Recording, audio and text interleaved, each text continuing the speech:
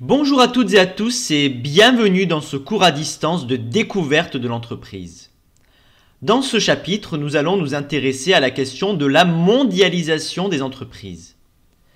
Cette question de la mondialisation est souvent centrée sur le phénomène des délocalisations vers les pays émergents, avec des destructions d'emplois notamment industriels.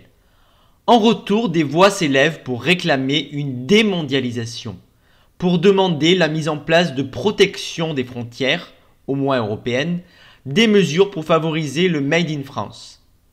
Mais les délocalisations ne sont qu'un des phénomènes de la mondialisation des entreprises. C'est un processus beaucoup plus général. Les firmes multinationales, les FMN, sont les acteurs principaux de la mondialisation des économies. Elles contribuent par leurs actions et stratégies à deux forces contradictoires. Premièrement, la dispersion des unités productives dans l'espace mondial, avec l'intégration d'un nombre croissant de pays selon la logique d'exploitation des avantages comparatifs.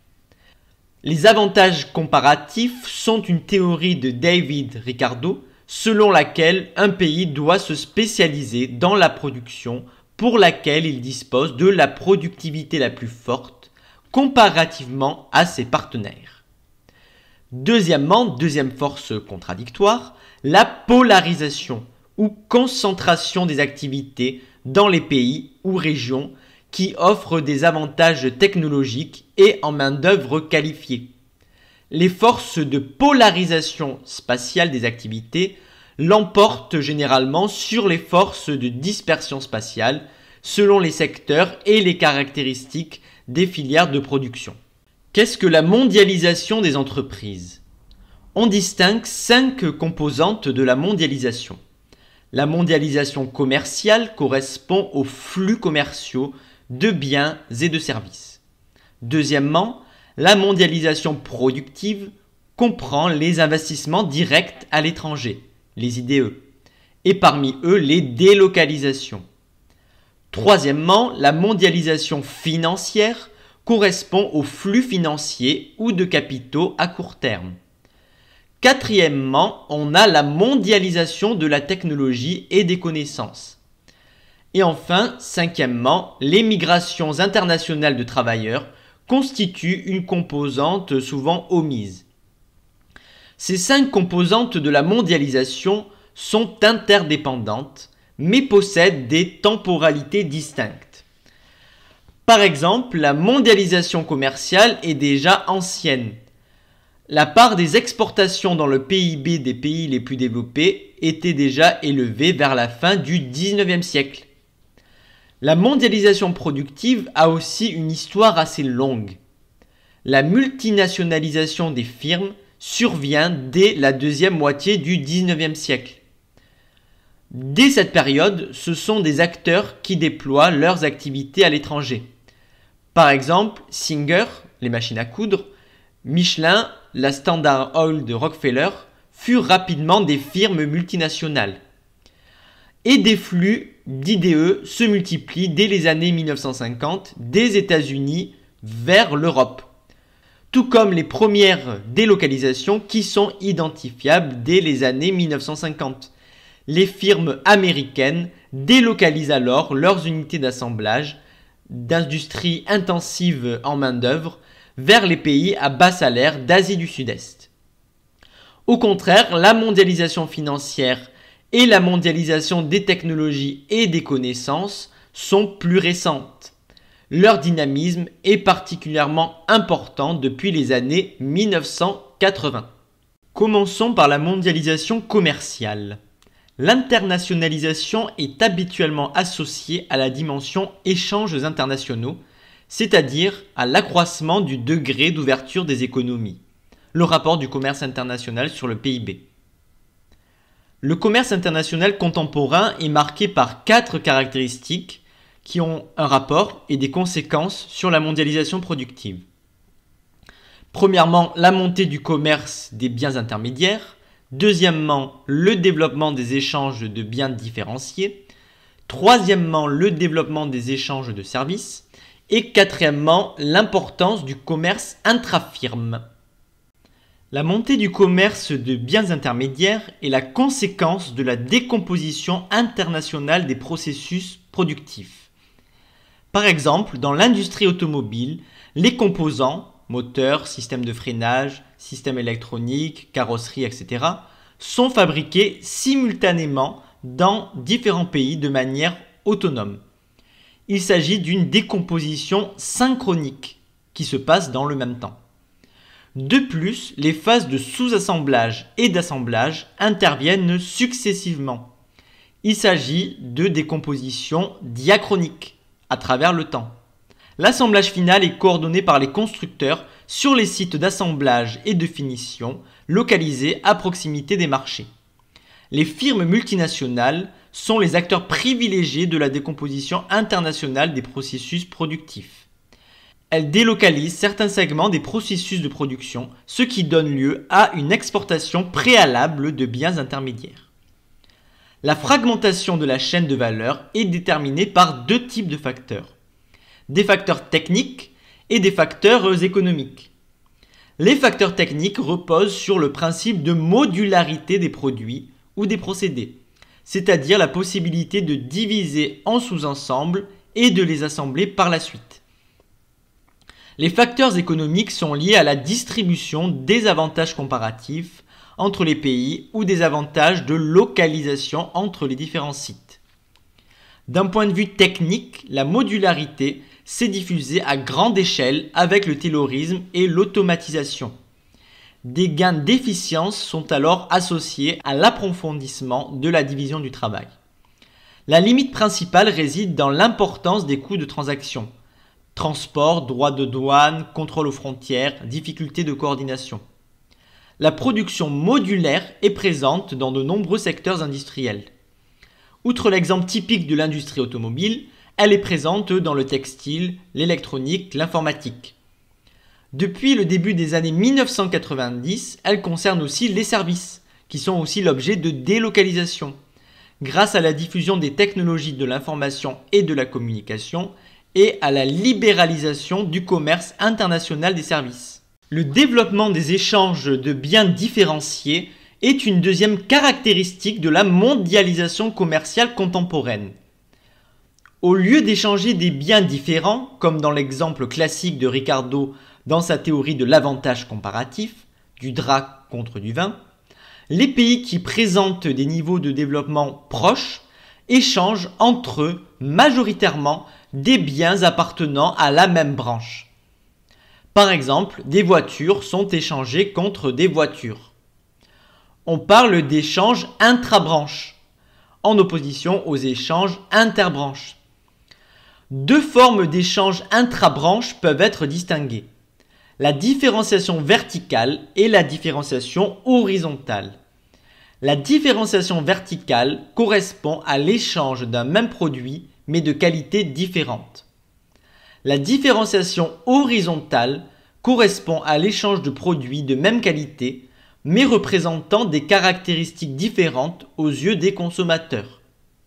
Dans ce deuxième cas, c'est la préférence pour la variété des consommateurs qui prime.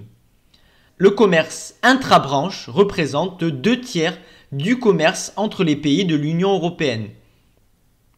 Majoritairement, il s'agit de différenciation verticale, la différenciation horizontale représentant seulement 20% des échanges commerciaux européens.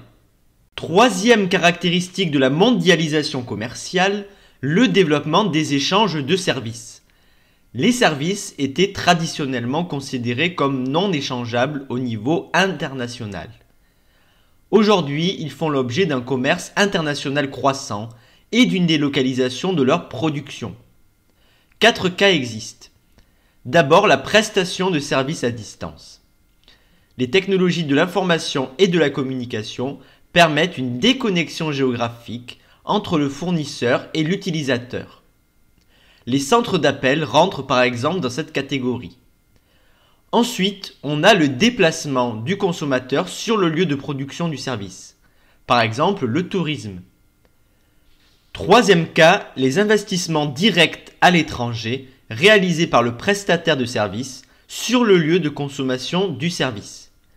L'hôtellerie, les banques et assurances rentrent dans cette catégorie. Enfin, le déplacement des travailleurs, qualifié le plus souvent, de manière temporaire sur le lieu d'établissement du service, constitue une dernière catégorie. Cela concerne par exemple les activités de consulting ou d'ingénierie. Le commerce international est, pour finir, caractérisé par une importance croissante du commerce intra-firme. C'est une forme d'internalisation du commerce par les firmes multinationales. Les firmes multinationales contrôlent et organisent le commerce international en dehors du marché. Se crée donc un système de prix interne en dehors du marché. Les ventes de marchandises par les filiales des firmes multinationales sont devenues plus dynamiques que le commerce international classique.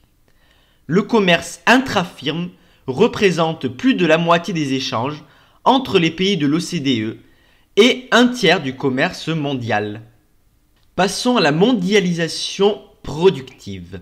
C'est la mondialisation de l'entreprise. Un déploiement de ses activités de production, de montage, d'assemblage, de distribution, de recherche et développement de son pays d'origine vers un autre pays ou plusieurs autres pays. On peut à ce titre distinguer délocalisation absolue et délocalisation relative. La délocalisation absolue implique qu'une firme supprime une unité de production ou d'assemblage dans un pays A pour la transférer vers un pays B. C'est la vision la plus diffusée de la mondialisation des entreprises. Quant à la délocalisation relative, elle signifie la croissance des activités d'une entreprise à l'étranger. La croissance de la production ou de l'investissement dans ses filiales à l'étranger plutôt que dans son pays d'origine. Plus généralement, la mondialisation productive prend différentes formes. Avec transfert de capitaux, des filiales nouvelles dites Greenfield, littéralement terrain vierge, peuvent se créer. Les fusions et acquisitions peuvent engendrer des filiales Brownfield, filiales déjà existantes. Des joint ventures peuvent aussi émerger, c'est-à-dire des filiales communes entre deux ou plusieurs entreprises. Sans transfert de capitaux, la mondialisation productive peut prendre d'autres formes. Les alliances stratégiques, sans lien en capital, les accords de licence, le titulaire d'une marque, le concédant, autorise alors une personne, le licencié, à utiliser cette marque moyennant le versement de redevances proportionnelles à l'exploitation, redevances qu'on appelle les royalties. Et enfin, les accords de sous-traitance internationale. La mondialisation financière s'est également fortement développée ces 4 dernières décennies.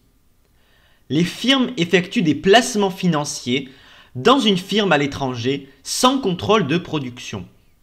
Ce sont de simples investissements de portefeuille. Les actifs financiers ainsi acquis à l'étranger peuvent cependant avoir des liens étroits avec les investissements directs à l'étranger. Les firmes peuvent alors financer directement leurs activités productives délocalisées à l'étranger sur les marchés financiers internationaux. La mondialisation financière permet aux firmes multinationales d'accéder aux marchés financiers internationaux, ce qui facilite donc le financement des implantations à l'étranger. La mondialisation de la technologie et des connaissances se diffuse dans un contexte de propagation des technologies de l'information et de la communication. Plus généralement, avec l'entrée des économies développées dans l'économie du savoir. Jusqu'aux années 1980, les firmes déployaient les activités de production à l'étranger en transférant du savoir-faire par l'intermédiaire de joint ventures, par la cession de licences et le dépôt de brevets. Mais elles maintenaient les activités d'innovation dans leur pays d'origine. Elles ne délocalisaient que les autres fonctions de l'entreprise, production, assemblage, distribution. Si des activités de recherche et développement à l'étranger existaient, C'était seulement pour améliorer les produits afin de les adapter à la demande locale. Cette configuration a pris fin. La part des activités de recherche et développement implantées par les firmes à l'étranger s'est fortement accélérée depuis la fin des années 1980. On remarque une organisation des activités d'innovation sur un mode transnational, mais qui reste néanmoins circonscrite aux plus grandes firmes nationales et à un nombre relativement restreint de domaines. Cela profite essentiellement aux pays développés et à deux pays émergents, la Chine et l'Inde. Enfin, on l'a dit, la mondialisation contemporaine est aussi marquée par les migrations internationales des travailleurs. Les migrations de travailleurs qualifiés connaissent une hausse sans précédent. Deux raisons complémentaires peuvent être avancées pour expliquer ce phénomène. Premièrement, une augmentation du niveau d'éducation dans les pays d'origine. Deuxièmement, des difficultés croissantes de recrutement des personnels qualifiés dans les pays industrialisés.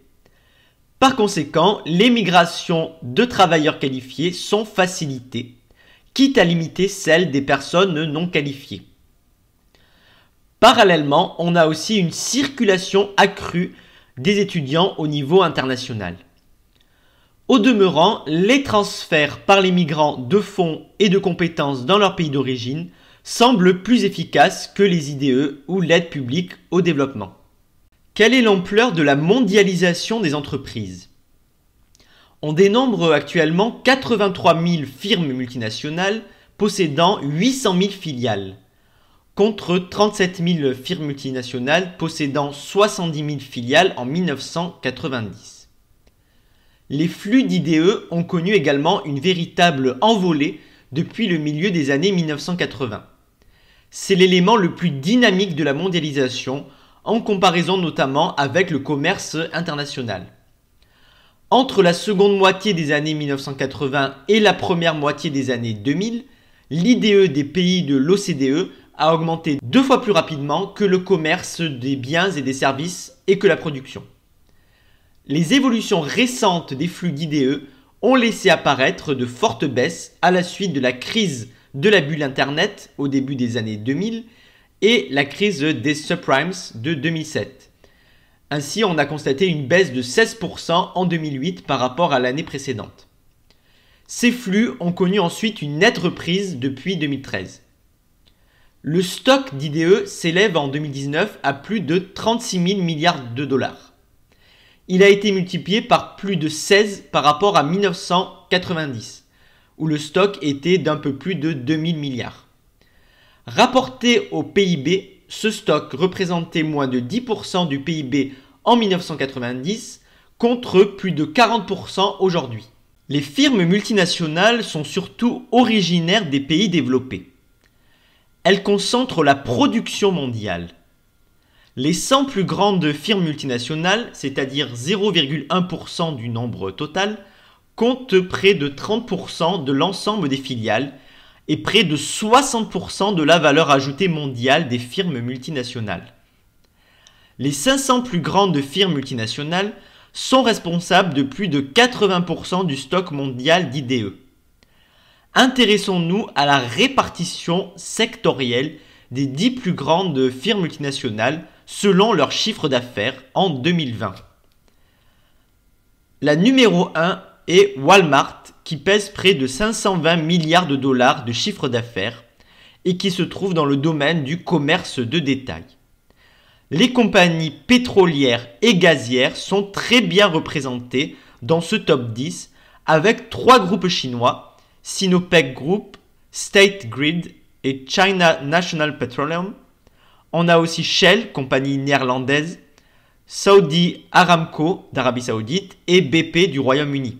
2 constructeurs automobiles, Toyota et Volkswagen, et une seule firme dans le domaine des technologies Internet, Amazon, complètent ce top 10. Les firmes multinationales viennent surtout des grands pays industriels, même si on le voit, la Chine prend de plus en plus d'ampleur dans ce domaine. Sur les 100 plus grandes firmes multinationales, 90 ont leur siège social dans les pays de la triade et les États-Unis représentent un quart de ces sièges. Ces dernières années, on assiste à l'apparition des firmes multinationales originaires des pays émergents. 28% des 83 000 firmes multinationales sont originaires des pays émergents. Chronologiquement, on distingue deux vagues d'investissements directs à l'étranger sortant des pays en voie de développement. Dans les années 1970, les nouvelles économies industrielles d'Asie du Sud-Est et quelques pays d'Amérique latine investissent à l'étranger. Dans les années 2000, des pays hétérogènes, Argentine, Chine, Inde, Afrique du Sud, sont concernés. Aujourd'hui, les IDE sortant des pays en voie de développement représentent 25% du total des IDE. Si l'on s'intéresse à la destination des IDE sortant des pays en voie de développement, les États-Unis sont en tête des destinations préférées, puis l'Europe. Ce flux est en progression croissante. Pour l'Europe, ce sont des investissements directs à l'étranger par acquisition surtout d'entreprises saines et leaders dans leur secteur d'activité pour pénétrer le marché européen. Penchons-nous sur le cas des firmes multinationales chinoises. Les premières étaient des monopoles d'État opérant surtout dans le secteur primaire. Ces entreprises commencent leur internationalisation sous l'impulsion de la politique d'ouverture des années 1970. Elles privilégient alors les rapports avec Hong Kong, territoire devenu chinois en 1997. Ces acteurs de l'extraction de ressources naturelles jouent un rôle important dans la croissance chinoise. Au milieu des années 1990, d'autres firmes commencent à s'internationaliser. Les secteurs industriels et des services sont alors concernés. Des accords de joint venture et de sous-traitance avec les firmes multinationales occidentales sur le marché chinois se développent, ce qui constitue une stratégie d'accès à la technologie des pays développés. Puis dans un deuxième temps, après avoir acquis la technologie, les entreprises chinoises investissent sur les marchés occidentaux. Aujourd'hui, les firmes multinationales chinoises sont présentes dans l'électronique. Par exemple, Lenovo dans le domaine surtout des ordinateurs portables, ailleurs dans le domaine de l'électroménager et des téléviseurs, TCL qui a racheté la branche télévision de Thomson. Passons aux firmes multinationales indiennes. Celles-ci sont spécialisées surtout dans certains services de haute technologie. Elles sont présentes sur les marchés européens et au Royaume-Uni. Elles privilégient les investissements de type Greenfield. Des acquisitions sont aussi possibles, par exemple le rachat d'Arcelor par le groupe indien Mittal Steel en 2009 dans le domaine de la sidérurgie. Quel est l'impact de la mondialisation des entreprises sur les économies nationales?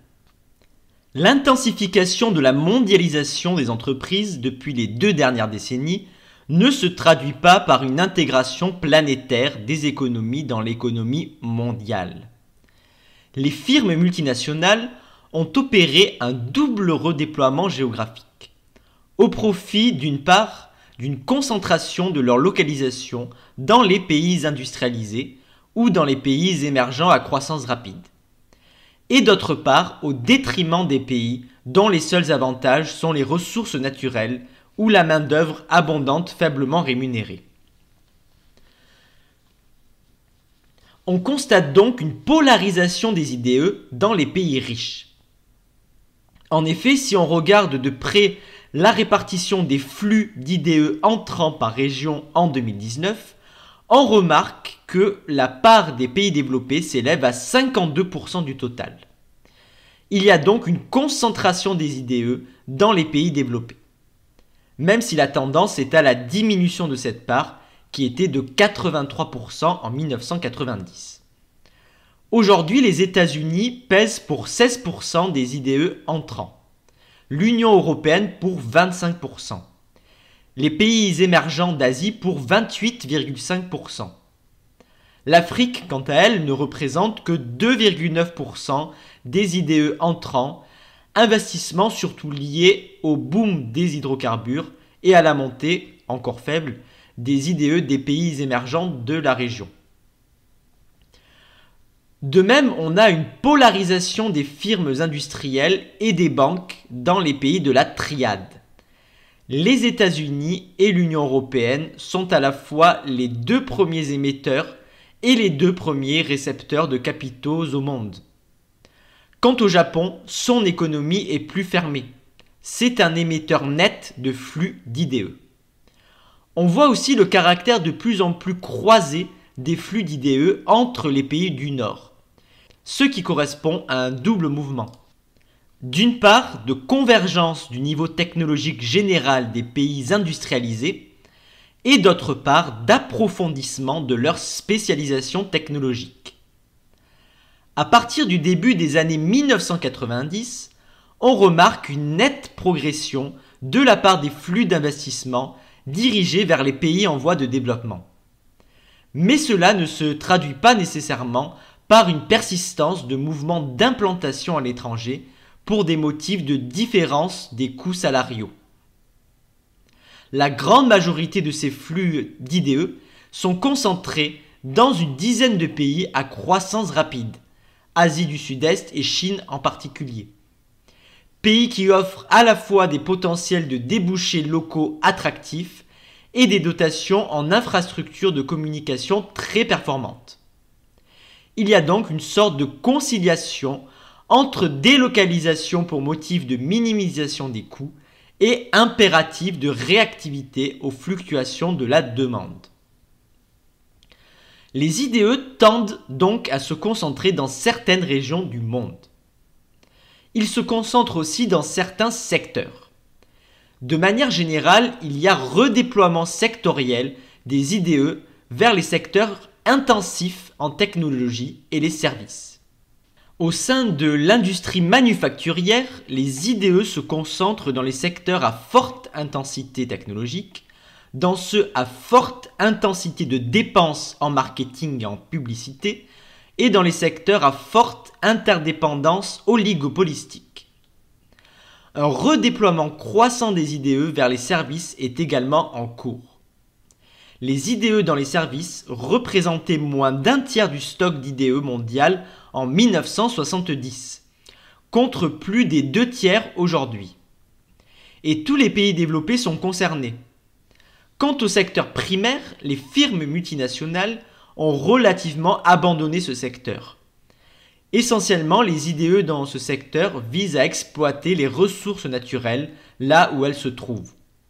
D'où une marginalisation croissante des pays les moins avancés à dotation naturelle. Pour finir sur l'impact des firmes multinationales sur l'économie des pays, on peut se poser la question suivante. Les firmes multinationales ne sont-elles pas en fait plutôt des firmes régionales plutôt que des firmes globales? Les firmes multinationales sont en effet les moteurs de la mondialisation, mais elles pensent régional et agissent au niveau local. Par exemple, les firmes multinationales américaines ont recomposé leurs unités productives au Mexique avec l'accord de libre-échange nord-américain, dans le cadre de l'ALENA, le traité de libre-échange entre les États-Unis, le Canada et le Mexique, devenu accord Canada-États-Unis-Mexique depuis juillet 2020. De même, les firmes européennes ont augmenté l'emploi dans les filiales des pays d'Europe centrale et orientale. Elles sont donc insérées dans un espace régional, le marché unique européen. Au final, il semble qu'on ait affaire à un approfondissement de la régionalisation des entreprises sur leur base d'origine, plutôt qu'à un accroissement de la mondialisation des entreprises sur une base interrégionale. Pour finir ce chapitre, nous allons étudier l'élément le plus médiatique de la mondialisation des entreprises, les phénomènes de délocalisation et de relocalisation. Commençons par les délocalisations. Quelle est l'ampleur de la délocalisation dans les pays à bas salaire? Les délocalisations pour des raisons de prix du travail dépendent de facteurs géographiques et sectoriels. Une sélection géographique s'opère. En effet, pour attirer les investissements délocalisés, les pays à bas salaire doivent disposer à la fois des avantages de coûts et d'infrastructures de transport et de télécommunications efficaces. En outre, une extension des délocalisations est à l'œuvre.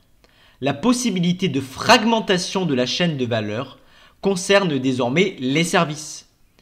Ceux-ci sont donc aussi touchés désormais par le phénomène de délocalisation.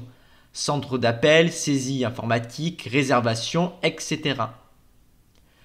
Pour le cas français, seulement 5% des IDE à l'étranger correspondent à des délocalisations pour des motifs de différence des coûts salariaux, impliquant une réimportation des produits finals sur les marchés d'origine des firmes. La volonté de réduction des coûts salariaux des firmes multinationales passe davantage par la sous-traitance ou l'importation directe que par les délocalisations. Plus généralement, une étude des délocalisations au niveau macroéconomique en France nous montre la faiblesse de ce phénomène. 4,2% des sociétés marchandes non financières de 50 salariés ou plus ont délocalisé des activités entre 2009 et 2011. Cela ne représente qu'une part marginale de l'ensemble des stratégies de mondialisation des entreprises. Les délocalisations concernent surtout l'industrie manufacturière et les technologies de l'information et de la communication. Pour l'industrie, plus précisément, ce sont les filières du textile, les produits de la métallurgie, les produits électroniques et électriques qui sont surtout touchés. Les délocalisations de sites français se font majoritairement vers les pays de l'Union européenne, puis l'Afrique, la Chine et l'Inde. Une typologie des stratégies de délocalisation peut être construite. 6 cas de délocalisation peuvent être distingués. Premièrement, les délocalisations défensives sont liées à l'existence d'une menace par la concurrence internationale à bas prix. Par exemple, le démantèlement des accords multifibres qui avaient protégé les industries du textile et de l'habillement des pays développés entre 1973 et 2005 à l'aide de quotas à l'importation, accélère les délocalisations des firmes françaises vers les sites à faible coût de main-d'œuvre. Puis les produits français sont réimportés sur les marchés européens. Dans cet exemple, il s'agit d'une délocalisation défensive car la conception et la production automatisées sont conservées dans les pays d'origine alors que l'activité d'assemblage, qui représente 70% des coûts de main-d'œuvre, est délocalisée. Deuxième stratégie, la délocalisation et le comportement de marge. Une délocalisation pour des raisons de reconquête de marge. Elle se distingue de la délocalisation défensive car les entreprises ne répercutent pas le prix du coût de production, dû à la délocalisation dans les pays à bas salaire, sur le prix du produit final dans les pays de consommation. Cela concerne les produits en général de gamme moyenne vendus sous la marque de l'entreprise avec des marges importantes. Troisième cas, la délocalisation induite, forcée ou d'accompagnement des clients. La délocalisation n'est pas toujours un choix volontaire de la firme. Elle peut être contrainte ou induite par une délocalisation des autres acteurs de la firme. Par exemple, l'industrie du textile, fil coton, a achevé son automatisation de la production dès la fin des années 1970.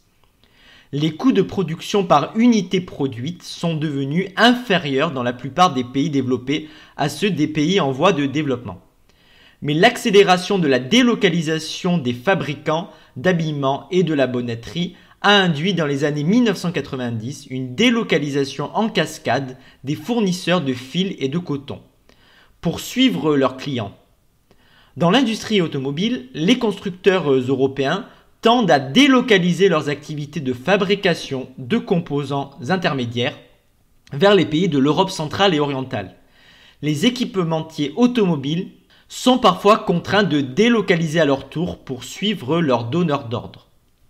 Quatrièmement, la délocalisation d'efficience et de rentabilité. C'est une délocalisation offensive.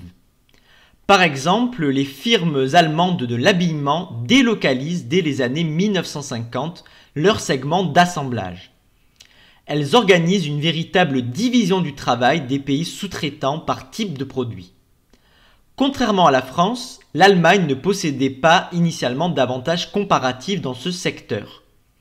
Grâce aux délocalisations, les entreprises allemandes trouvent la main-d'œuvre non disponible en Allemagne et à un coût faible pour une productivité relativement élevée. L'Allemagne a acquis des avantages compétitifs, notamment dans l'habillement féminin.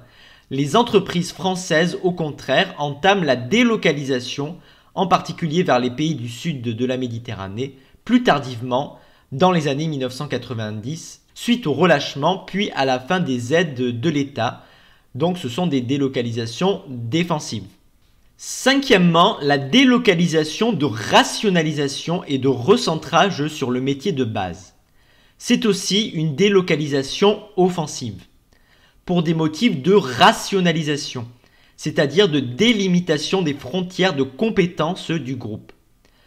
Par exemple, les groupes de chaussures de sport ont adopté une stratégie offensive de délocalisation en rationalisant leur production par recentrage sur le cœur de métier. Par exemple, pour Nike ou Adidas, la conception et le marketing demeurent dans le groupe, dans le pays d'origine. Les activités de production ou d'assemblage sont réalisées dans les pays à faible coût de main-d'œuvre.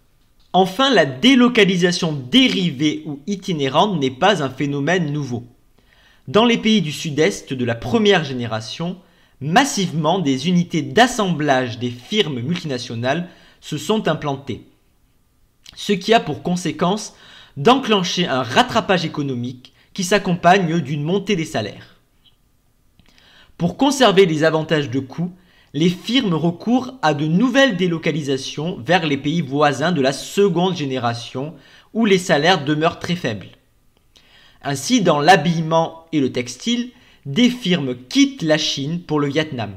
Dans les pays d'Europe centrale et orientale, ce phénomène existe aussi, au détriment des pays les plus avancés d'Europe centrale et orientale, comme la Hongrie, la République tchèque ou la Pologne, et au profit des pays voisins comme la Roumanie ou la Bulgarie. En Hongrie, par exemple, plusieurs firmes multinationales ont fermé leurs usines, Microsoft ou Philips, pour des raisons de hausse de coûts pour un niveau de productivité inférieur à celui des voisins. La délocalisation, on l'a évoqué, concerne de plus en plus le domaine des services. Une logique de compensation a pendant longtemps prévalu. Les emplois détruits dans l'industrie, à cause des chocs de la mondialisation et de l'automatisation de la production, seraient composés par des créations d'emplois dans les services. L'extension des délocalisations aux activités de services a remis en cause cette conception d'un secteur longtemps considéré comme non échangeable au niveau international et donc en mesure de compenser les emplois perdus dans l'industrie. Depuis le début des années 1990, avec la libéralisation du commerce international des services et la diffusion des technologies de l'information et de la communication, les services font l'objet d'un commerce international croissant et d'une délocalisation de leur production. Dans les pays développés, les services représentent 2/3 du PIB et des IDE. Ils pèsent pour 20 à 25% du commerce international. On peut distinguer différentes formes d'internationalisation de la production de services. Premièrement, les investissements directs à l'étranger pour des motifs d'accès aux marchés étrangers en sont la forme dominante. Deuxièmement, les prestations de services à distance incluent les opérations de délocalisation. La conséquence en est la substitution des emplois à l'étranger aux emplois domestiques du pays donneur d'ordre. Mais ce phénomène reste statistiquement minoritaire. Troisièmement, on a les migrations temporaires qui, elles aussi, sont minoritaires. Et enfin, le déplacement des consommateurs est la dernière forme. C'est par exemple le cas du tourisme qui est important pour certains pays comme la France. Une étude américaine sur la délocalisation des services montre qu'un tiers des emplois de services sont potentiellement délocalisables. Les emplois les plus concernés sont, pour les emplois qualifiés, certaines opérations financières bancaires, les emplois liés à l'informatique et les mathématiques, l'architecture et l'ingénierie. Pour les emplois non qualifiés, il s'agit surtout de la maintenance et de la réparation dans les transports. Dans certains secteurs, il y a compensation des emplois perdus par les délocalisations par des créations dans les mêmes secteurs. Des effets de complémentarité entre les délocalisations et la compétitivité dans les pays d'origine des firmes existent. La sous-traitance internationale affecte également la composition du travail à l'intérieur d'une même activité.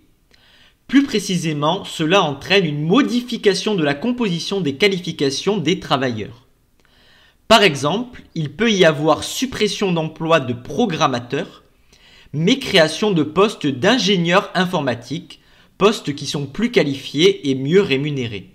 Parfois, des emplois hautement qualifiés sont concernés et subissent donc une délocalisation vers les pays à bas salaire.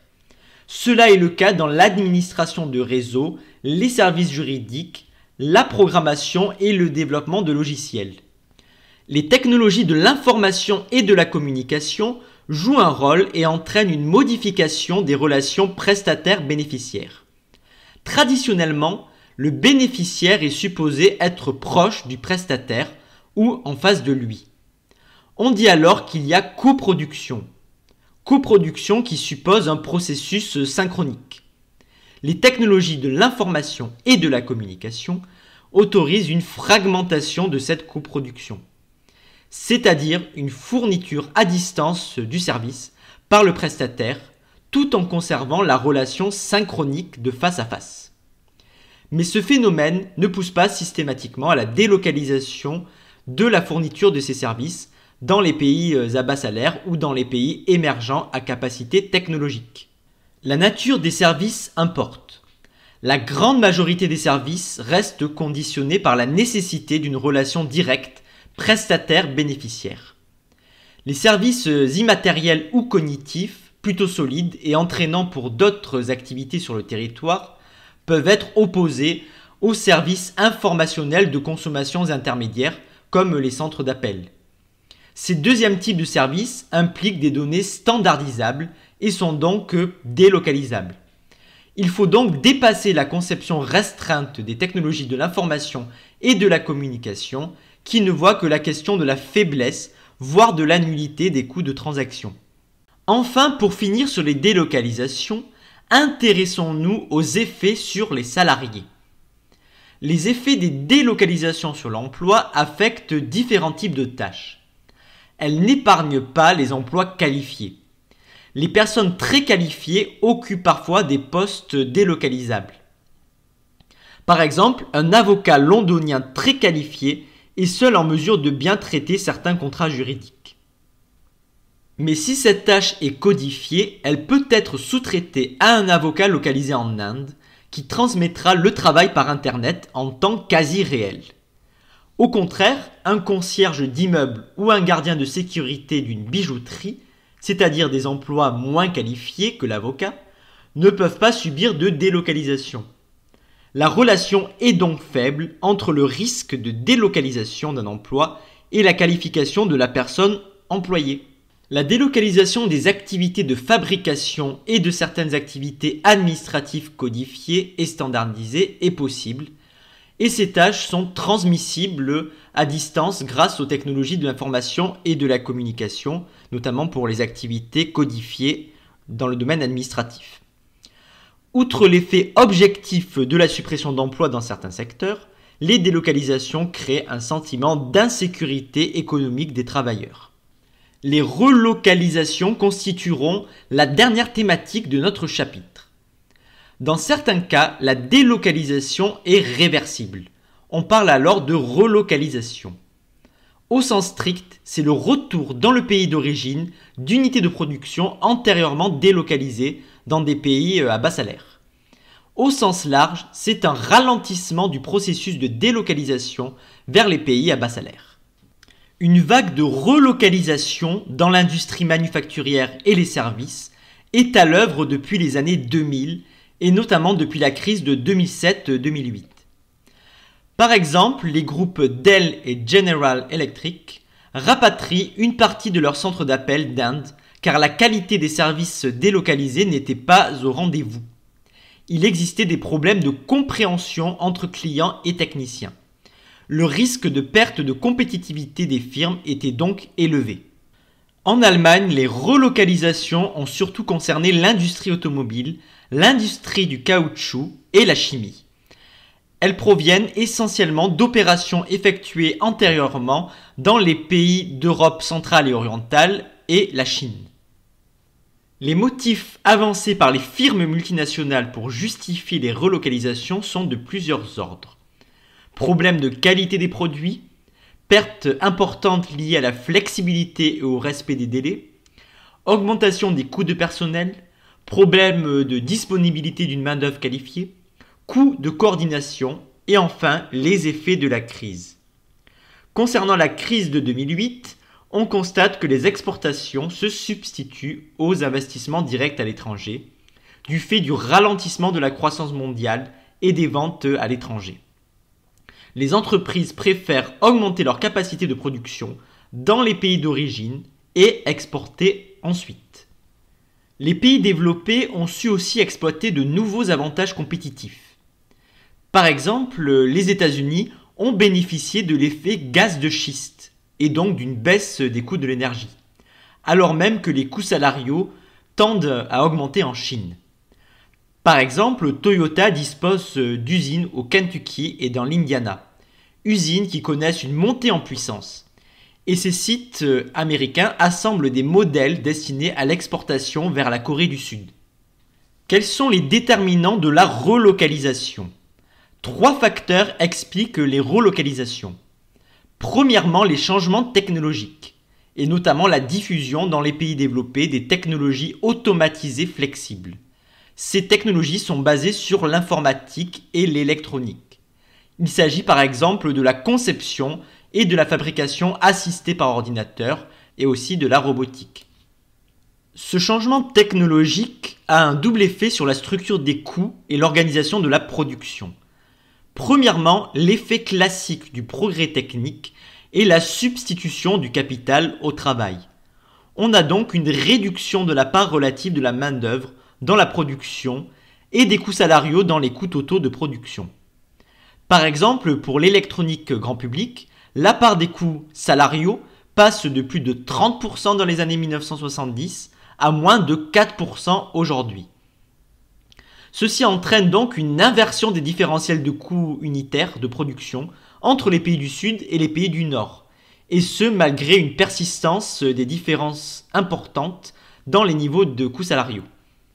Mais l'automatisation est limitée à certains secteurs, l'assemblage dans l'habillement par exemple. Deuxième effet, un effet spécifique aux technologies flexibles. Ces technologies autorisent une fabrication jointe de plusieurs variétés d'un même bien sans occasionner des coûts irrécupérables de capital. Les coûts irrécupérables de capital, c'est-à-dire une perte définitive liée à la nécessité de changer d'équipement pour produire une nouvelle variété ou de nouveaux modèles. Dans l'automobile par exemple. Ces technologies permettent donc des économies de variété qui s'ajoutent aux économies d'échelle. Les changements organisationnels constituent le deuxième déterminant de la relocalisation. La diffusion de nouvelles méthodes d'organisation de la production, juste à temps, circuit court, suscitée par le développement des technologies flexibles, entraîne une recomposition des processus productifs. Par exemple, dans l'automobile et l'électronique, on constate une recomposition par module sur une base régionale et non plus globale. Enfin, la versatilité et la différenciation accrue de la demande expliquent aussi la relocalisation. La différenciation verticale, des qualités différentes, et la différenciation horizontale, des variétés différentes, des produits se sont développées. La sensibilité de la demande aux variations des prix, ce qu'on appelle l'élasticité prix de la demande, tend à diminuer car l'élévation des niveaux de vie des ménages fait que la préférence pour la variété s'accroît au détriment des besoins primaires comme l'alimentation ou l'habillement. La différenciation des produits devient aussi le mode de concurrence dominant dans de nombreux secteurs industriels. Les stratégies des entreprises s'adaptent à cette donnée. Les entreprises multiplient les innovations de produits pour échapper à la compétitivité prix. Les consommateurs sont plus versatiles. Ils modifient leurs demandes très rapidement. Les firmes qui délocalisent leurs activités d'assemblage et réimportent le produit final sont par conséquent soucieuses de ne pas perdre des marchés pour des problèmes de délai de livraison. Aussi, elles préfèrent produire en petite série pour changer de variété rapidement. Le phénomène de versatilité de la demande touche de nombreux secteurs industriels, y compris l'automobile. Dans ce secteur, les effets de mode et la reconfiguration des modèles par des innovations mineures tendent à devenir la règle. La durée de vie d'un modèle est de plus en plus courte. On peut distinguer à ce titre flexibilité statique et flexibilité dynamique. La flexibilité statique est une réponse à une variation quantitative de la demande en fonction des revenus des consommateurs et des prix des biens. Elle peut être aisément anticipée par les firmes qui peuvent utiliser leur stock pour répondre à une hausse ou une baisse de la demande. La flexibilité dynamique est une réponse à des changements rapides dans les préférences des consommateurs pour la variété ou des modèles différenciés. Dans ce deuxième cas de figure, l'univers devient plus incertain pour les firmes. 3 logiques de localisation des activités des firmes en fonction de leurs caractéristiques et leur insertion sectorielle sont à l'œuvre. Premièrement, les firmes insérées dans des secteurs à faible barrière à l'entrée sont dominées par une logique de compétitivité prix. Elles développent donc des stratégies de fragmentation des processus productifs à l'échelle mondiale, de décomposition internationale des processus productifs. Elles poursuivent l'objectif de minimisation des coûts de production de chaque segment. L'éloignement géographique mais la proximité temporelle sont recherchées. La vitesse de livraison des produits finaux ou intermédiaires est à l'œuvre en raison du progrès dans les transports et la communication et de la baisse de leurs coûts. La proximité temporelle dépend de l'efficacité et du coût de la coordination entre l'entreprise donneuse d'ordre et les sous-traitants ou entre l'entreprise qui délocalise et les filiales. Plus généralement, les entreprises de ces secteurs sont à la recherche des territoires offrant à la fois des avantages en coûts salariaux et des infrastructures de transport et de télécommunications efficaces. Deuxième logique de localisation. Pour les activités à produits pondéreux, par exemple dans l'automobile, l'entreprise recherche souvent une proximité de la demande finale et ou des fournisseurs de biens intermédiaires. Par exemple, les sous-traitants s'agglomèrent souvent autour des sites d'assemblage des constructeurs automobiles. Mais cela concerne surtout les firmes dont la demande est concentrée géographiquement sur un petit nombre de gros clients.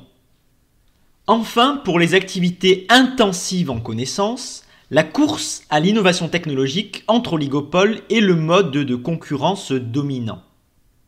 La délocalisation de l'assemblage pose alors un problème d'introduction des innovations de produits.